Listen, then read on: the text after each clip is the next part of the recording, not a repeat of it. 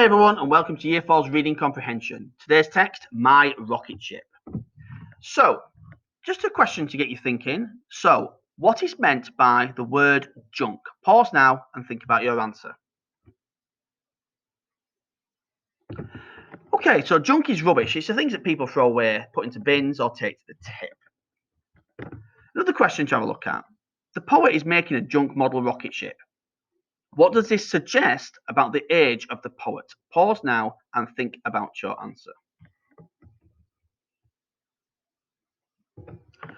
For me, it suggests that the poet is a child, the young as they would want to build it and play with it using their imagination. And what junk might someone use to create a ship? Pause now and think about your answer. So for me, things like bottles to use for the fuselage, the main part of the rocket, maybe toilet or kitchen roll tubes as well, maybe to add a little bit of rocket boosters on the side, egg boxes at the bottom, etc., etc. So my rocket ship. Let's move this out of the way. So my rocket ship. Today I made a rocket ship that can fly me to the stars. It's made from plastic bottles, cardboard boxes, and jam jars. Its engine is a broken clock that was left under the stairs. The seats are made from socks and shirts that no one ever wears. It's a poem by Ian Bland. So that's www.ianbland.com. I'll read it again. My rocket ship. Today I made a rocket ship that can fly me to the stars. It's made from plastic bottles, cardboard boxes, and jam jars. Its engine is a broken clock that was left under the stairs. The seats are made from socks and shirts that no one ever wears. I like that. Okay, so a bit of vocabulary to have a look at. Made, rocket, stairs, plastic, bottle, cardboard, engine, broken, clock, stairs, and shirts. Pause now and think about what these words mean.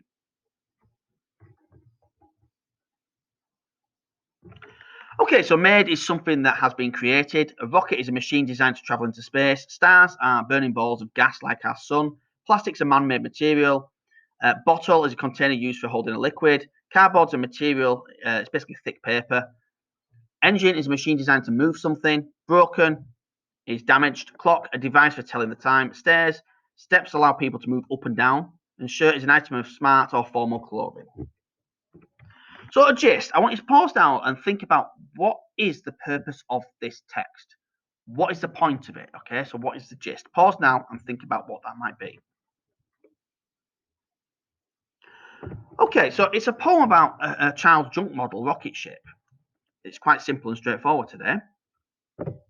So I'm going to go back to these questions again. You've seen them again and again and again, but it's important that we keep revisiting these because these question stems tell us what we're looking for in our answer. So who is going to be a person's name? What will be an object, thing, or event? When will be a time reference of some sort? Where the answer is going to be a location or place? Who, what, when, and where? They can all be literal questions where the answers are staring at you in the text. Why? It's an answer that requires explanation. They tend to be deduction and inference-based questions, slightly harder. So remember to use keywords. 1 or 2 words within each question. Search for those words within the text, and that will allow you then to find literal answers more quickly. But choose the words carefully, okay? If the entire text is, let's say, about space rockets, then using the word rocket is probably not going to be a good thing to find. So once you find that keyword, read the sentences around it to contextualize the word to make sure it makes sense. Before answering the question using the question stem, always go back to the question and make sure you know what the question's actually asking you for. Again, a reminder of the question type. So L is literal, the answers are in the text, just locate with keywords, as I've just said. V is a vocabulary question, so it's word choice. Why has that word been chosen? Deductive, understanding based on evidence in the text.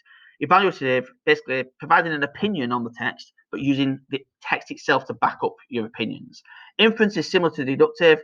I am going to have to sort out that missing O at some point or another.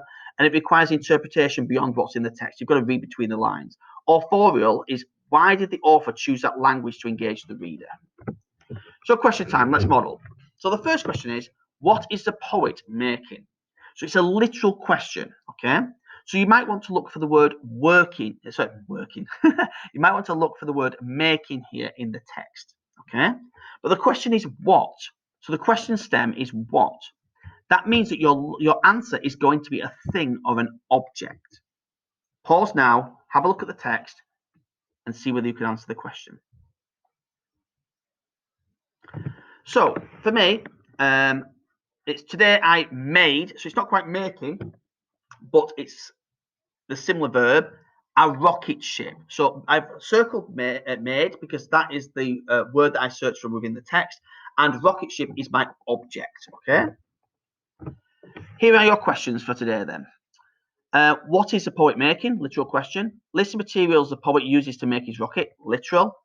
Why do you think these materials were used? That's deductive. Why is the word my used in the title? That's a vocabulary question.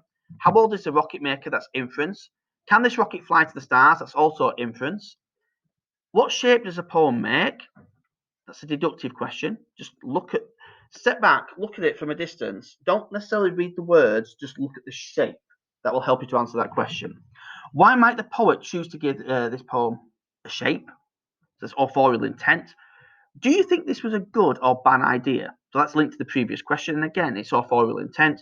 And what might this person tell us? So what might this poem tell us about the poet who wrote it? That's an evaluative question. It needs a little bit more explanation. Good luck, guys. See you later.